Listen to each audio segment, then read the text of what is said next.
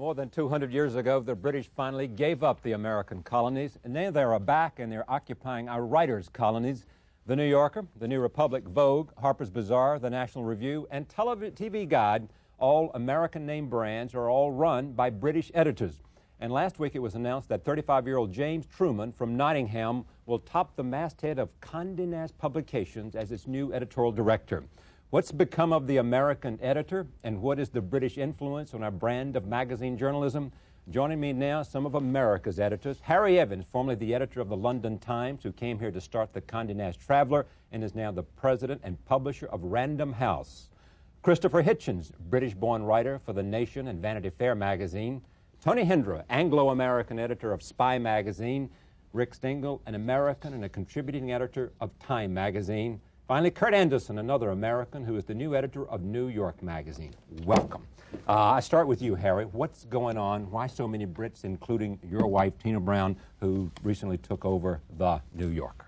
Well, they must have something to offer because so many different publishers and proprietors, including CBS, employ Brits. But think of it like Korean grocers. There's kind of waves of immigration into the United States. So I should think of these British editors as Korean grocers. Yeah, with a different accent. The Americans are enormously receptive to ideas. The Brits are very nonconformist, and working in Britain there are not all these opportunities. In the United States, which became rather institutionalized and formulaic in its journalism in the 70s here, needed an infusion of different, more eccentric individuals. You know, the Roy Thompson said of my paper, it was a licensed home for salaried eccentrics. And the United States provided the perfect vehicle in many of its journalistic forms for this infusion of eccentricity and also of a different way of looking at the world. Don't forget the Brits, having become an offshore island many years ago and not really being very important, nonetheless had a kind of world perspective and travelled a lot and so on. And the competition in England and the variety of journalism is so much greater in the United States that they picked up a few things on the way which are quite useful over here. Kurt, do you agree with any of that or all of that? That is an explanation. I would also say that the degree to which Americans have been sort of habitually impressed by English people and sort of automatically add 50 IQ points to the reckoning of somebody's intelligence if they speak with an English accent. All those people have a British secretary, for example. Well, there's that. But, you know, Cy Newhouse is clearly a sucker for Brits, and it's not more power to him. Mort Zuckerman, Rupert Murdoch, Larry Tisch of CBS. It's not just Cy Newhouse. You're right. It isn't. It is an across-the-board problem. I agree. I mean, this perception of Brits certainly it goes beyond editors. I mean, Kenneth Branagh, for example, who's widely regarded and touted as you know, the new Larry Olivier and the new Orson Welles. No one seems to ever have thought of him as the new Richard Attenborough. I mean, he's actually a made-for-television Shakespearean actor. He's not. He doesn't have class in any sense that Americans think of as class.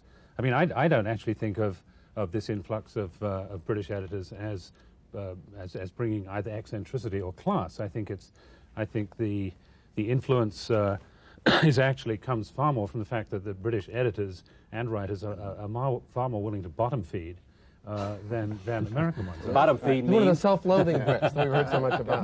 Bottom feed means what? I want to make it clear that I don't regard myself as a Brit. I've lived here for 30 years, and I'm not a Brit. You edited a magazine which was stolen in its principal idea from England, Private Eye. And that's for bottom feeding. You have to blame Kurt for that. Kurt was founder of Private Eye. I know, but I mean, he will agree it was stolen from England, the idea of a satirical magazine, and bottom feeding is ridiculous because half the Brit journalists are not bottom feeders. British quality journalism at its best is very high. Well, Rupert Murdoch once said that there are two forms of press in England. One is the popular press, and the other is the unpopular press. And I think the vast majority of the people that we're talking about come from the popular press. And which sells all the magazines and newspapers. Christopher, class is still... No, but he still hit the key word, which is class, I think. I mean, in America, class means style, moxie, you know, anything cool is classy. Interesting choice of word, because in England it means all those things too. It also means class. Right. And you notice, for example, that the word or the term WASP, which is a term of ethnicity, to describe the only people who don't have a Fifth Avenue parade, and probably get laughed at if they did have one. It's also the percentage of the overall population is declining. Right, but it's also a term of class. I mean, George Wallace, you could say, was a WASP. He's white, he's Anglo-Saxon, he's Protestant, but he's a dolt, so he doesn't count. Whereas William Buckley, who is Irish and Catholic, somehow is a WASP.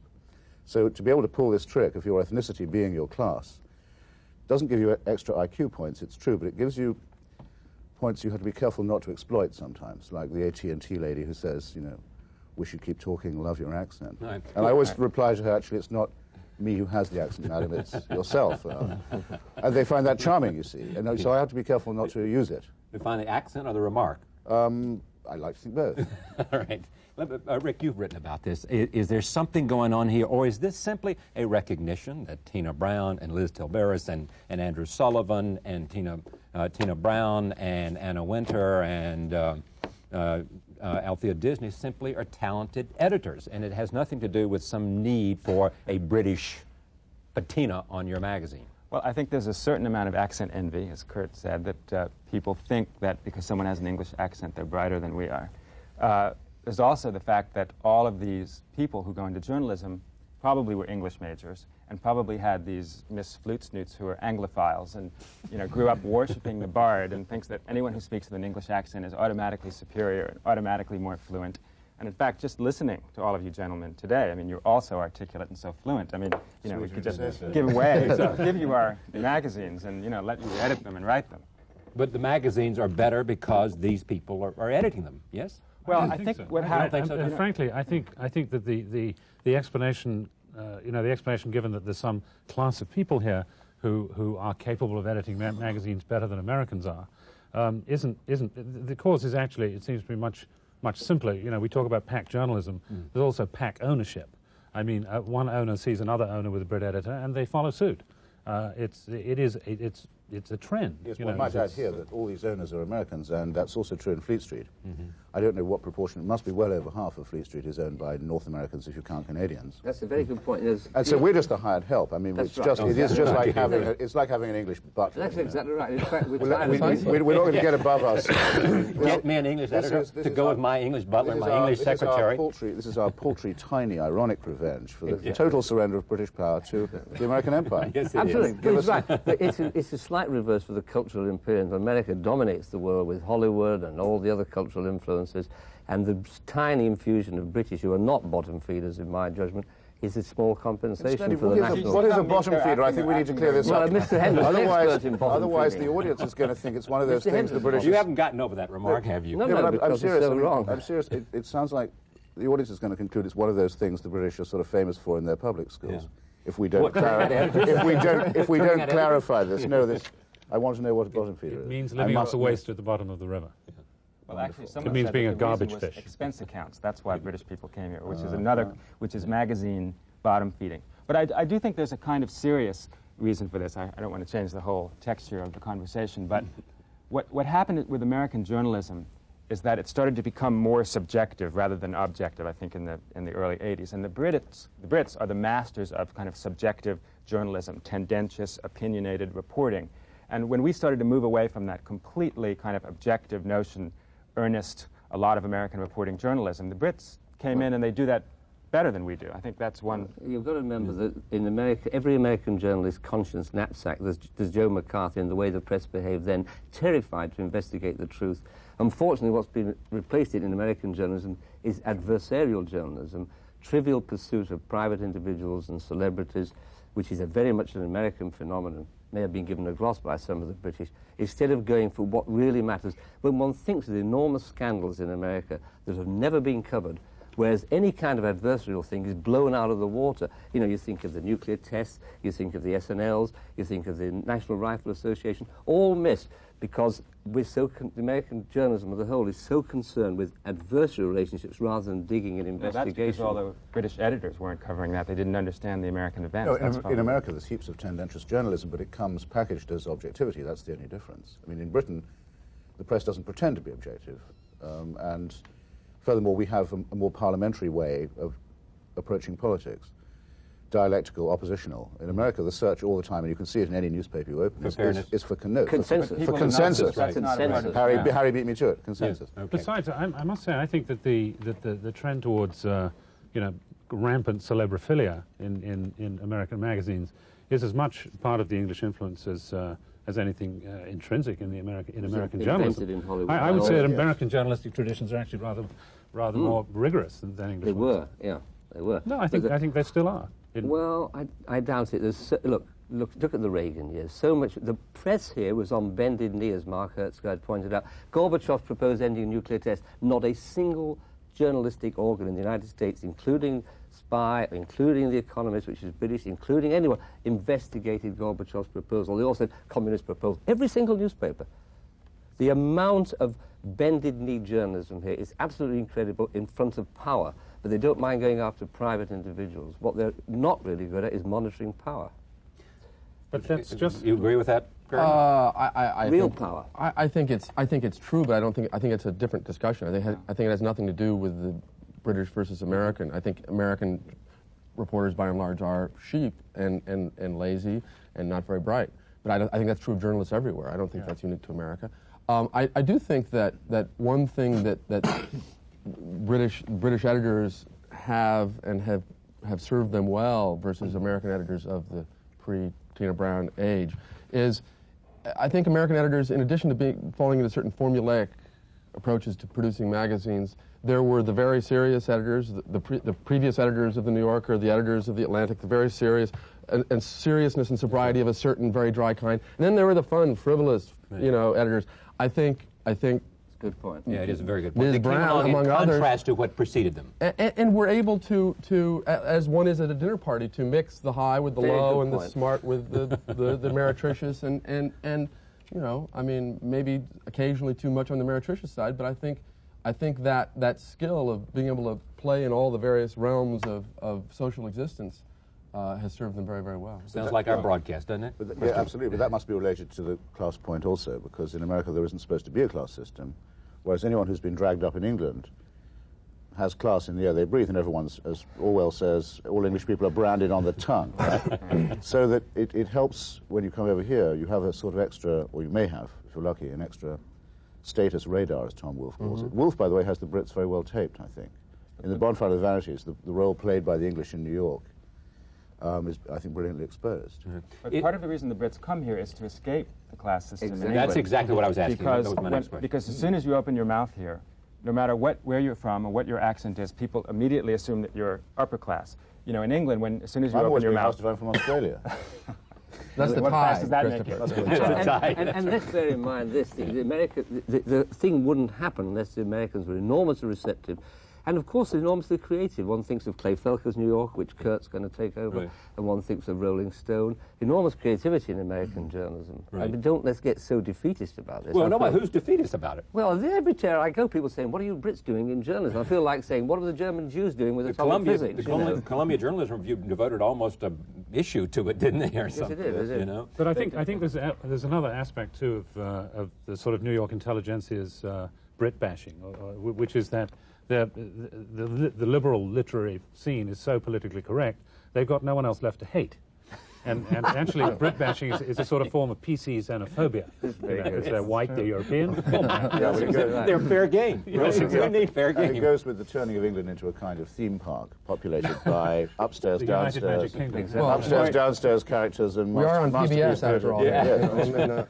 That's right. Well, you know what Tom Wolfe calls PBS, Petroleum's British subsidiary.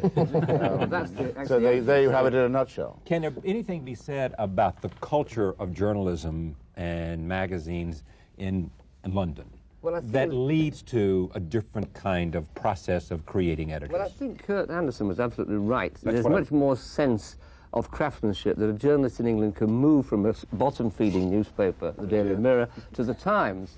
And it isn't really thought a lot of because of this ability to change and the sense of irony which pervades the society. So there's much more flexibility, whereas here, you're a very solemn, serious journalist, or else you're a kind of celebrity. There's nothing in between. And I think that training is very important. I don't know what your background was. I began on a weekly newspaper, I went for an evening newspaper, I went for a popular newspaper, a serious newspaper.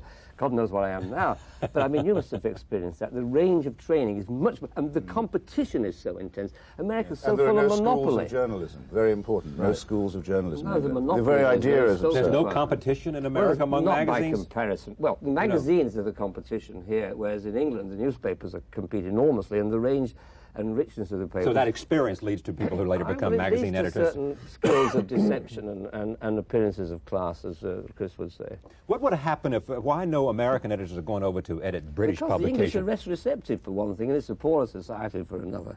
And the British are much more interested than the Americans. Actually, that's not quite true. I mean, Bill Buford, who's a friend of mine, is the editor of Granta, which is a very successful magazine. It's now bound in with the New York Review of Books. Also, by the way, Buford has written by far the best account of soccer violence, and reminded us there are far more soccer hooligans than there are butlers in the length and breadth of England, which is not an impression you'd get if you only got England from the tube. Yeah, and a bit of a hooligan also. But I'd like to address this business of the eclectic background of the British editor. I mean, it seems to me the proximate cause of this discussion is James Truman becoming the design director of Condé Nast. It was the immediate cause of this discussion. And he seems to me to be absolutely typical of the kind of editor you're talking about. But I think Details is a frightful magazine. But he's not typical. It's a television on paper. It's full of sight bites. It's like channel surfing. Old folk. I really do think it's a dreadful magazine. Sounds a bit new. But the fact is, it's selling a lot more. I mean, he obviously tapped into a wider market than the magazine had before. Frankly, I think if I had those resources and I could sell a magazine for $2 a copy, I'd probably be able to get 400,000. People who own magazines want to have the magazines be a mirror of television. They think, Jesus, we're not in television. Much more people watch television. Nobody reads magazines. We want our magazines to be like television. Well, I don't think that's I think you're imagining it to be much more conscious in capitulation to video than it is. I think so. A couple of questions for one. On James Truman, by the way. He's enormously skilled and very intelligent. And he did a very professional job on Details, which you don't like. He might have been editing The Economist on my thesis. You know, he's got that versatility. Incidentally, look at the prestige of The Economist in this country. Exactly. It's extraordinary. People. What is that? Is that the same idea we respect? Yes, it's inordinate and outsized. My hometown rag, the Washington. What? I mean, the respect it gets is far beyond what it deserves. It's extraordinary. I mean, my hometown rag, the Washington Post, will quote The Economist as if it was quoting a government source. It's quite amazing. A source in London said today. Yeah, it's really astonishing. But it's oft-quoted, but less read one of those magazines. Is the influence of British editors also taking place beyond the editor-in-chief, beyond Anna Wintour at Vogue, beyond a very important point here. When I was editing Condé Nast Traveller, I asked somebody to design a map showing all the beaches in the Caribbean, the depths of lakes, where the hotels were. I tried 6 artists in the United States, not one could get it right. I finally imported John Grimwade, who's a graphic artist par excellence. Now he's established a tradition of that kind of graphic explication. So I think it's as Harry Benson, the photographer, hundreds of people. There are also many failures, or as it were, slinking back on the first banana boat, whatever the equivalent is. Is it happening elsewhere? I've never seen a banana boat. You mentioned it's really not landing in banana boat. You mentioned Howard Stringer, who's at CBS, but he's the exception, isn't he? I mean, Howard came over here and did well at CBS in a variety of different ways. But do you see it, for example, at other networks, number one? 2, do you see it in the movie business? We had David Putnam came over here and didn't have a long run, did he? David Putnam is a special case. But you see Stephen Frear, there's a great deal of interchange. A film director. Yeah, right. Frear, between England and Hollywood. Hollywood's dominant at the moment, of course. But the English infusion isn't seen so much in exports of British films, but in British directors, British writers having an influence in American films and in Hollywood. And you look at the Oscars. But is the experience of magazines that vastly different than the experience in other areas? So it's just unique to magazines. Well, there is, as Harry referred to early on, somewhat jokingly, but the Korean grocery stand aspect, the old boy and girl network, which has really... You mean one brings another? Absolutely, and it's not just here at the top. Go through the mastheads of especially the Condé Nast magazines. There are British people at, every, anonymous level, and they've just all bring the next. That really isn't my impression, that we hire one another. It certainly hasn't been true of me, for example. Yeah. Well, you would have done better. Sorry, did I look too serious? I mean, I'm really thinking about it. No, I don't know of any Brit who's hired a Brit. Well, I have. I know that...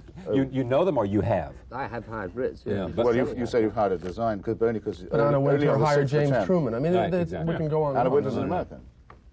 Well, so is Tony, so he claims, but I mean... So is Anthea Disney, as a matter of fact. Well, and so is Rupert Murdoch, but let's... Was that because they're naturalized? Is that what we're saying? No, Therefore Anna's mother is American. So, as you know, right. It's like Judaism. It's in the matrilineal line, being a So you're Yang. suggesting there's a conspiracy, actually, that these hidden Brits were pretending to be I'm suggesting that it's very like, the Greeks taking over coffee shops and the Koreans taking over businesses. If we look at Esquire, which just hired an American editor, and New York Magazine, which just hired an American editor, can we say the invasion is over?